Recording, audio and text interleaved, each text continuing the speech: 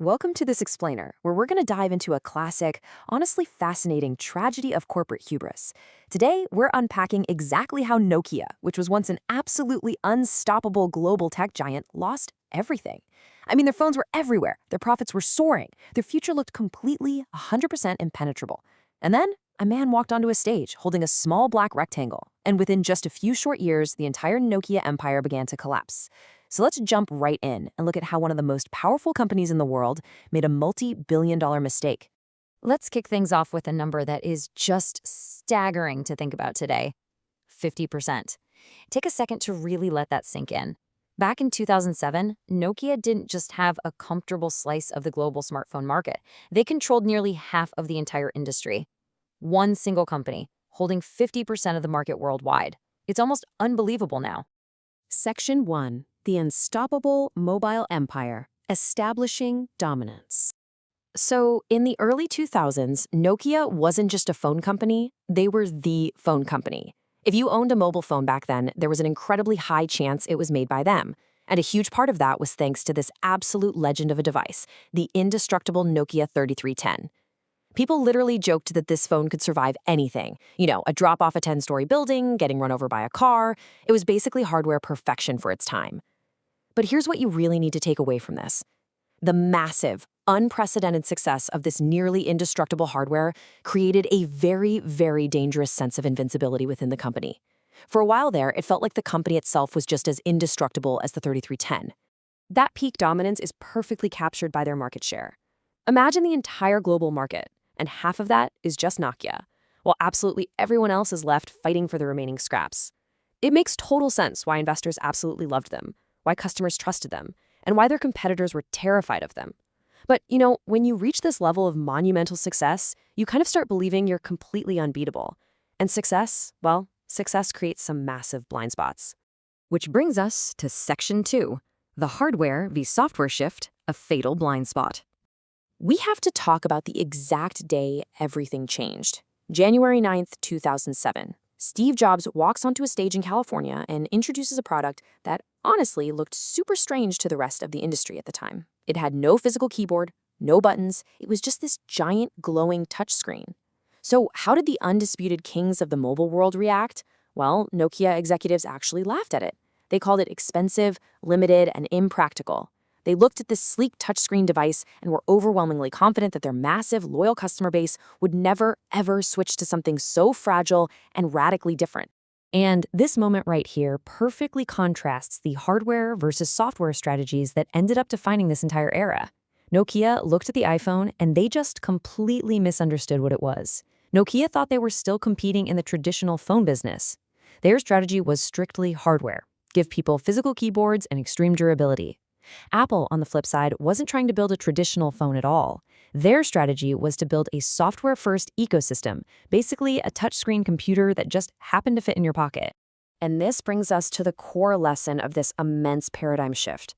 It's really simple. In the modern world, software wins. Because software can scale, update, and adapt infinitely faster than physical hardware ever could, Nokia was instantly put at a massive disadvantage.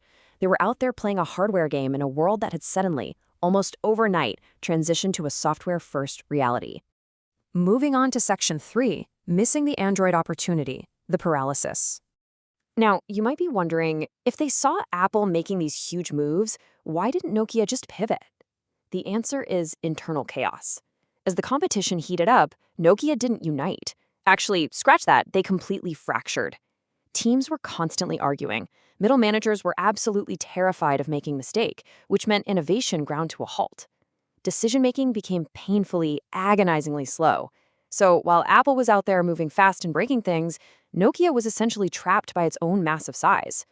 Their corporate structure became a cage, and fear literally killed their ability to innovate. And that internal paralysis, that is what caused them to miss the single biggest lifeline they could have possibly grabbed: the Android revolution. Google launched Android, and unlike Apple's closed-off system, Android was open. It was available to everyone. This was a monumental key missed market opportunity for Nokia. Instead of just adopting Android to go head-to-head with Apple, they stubbornly stuck to their own failing, outdated operating systems. And that stubbornness just opened the door for agile companies like Samsung to grab Android and completely surround Nokia from all sides. The result of this paralysis was a rapid and frankly terrifying collapse. Look at the speed. In 2007, the iPhone launches. Just 1 year later, 2008, Android launches and shifts the market all over again. And by 2013, that's only 6 years after they were laughing at the iPhone, Nokia is completely out of moves and has to sell its entire phone business to Microsoft.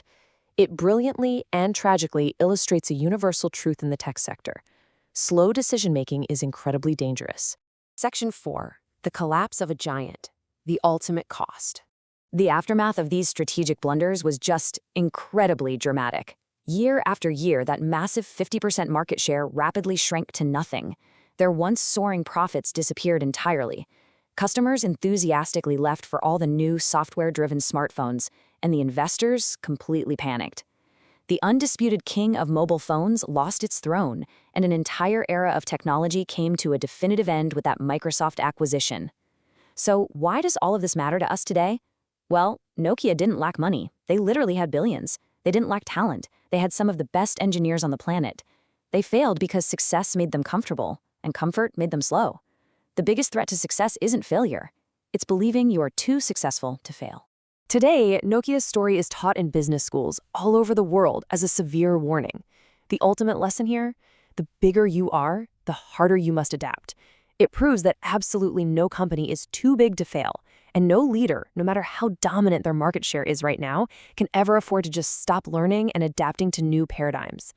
So I want to wrap up this explainer by turning things over to you with a final, pretty provocative question. What is the biggest business mistake ever made? Was it Nokia stubbornly clinging to hardware and entirely missing that massive Android opportunity? Or is there another corporate failure out there that you think tops this one? Let's keep the conversation going. Tell us your thoughts down in the comments below. And hey, don't forget to subscribe for more deep dive explainers just like this one. Catch you next time.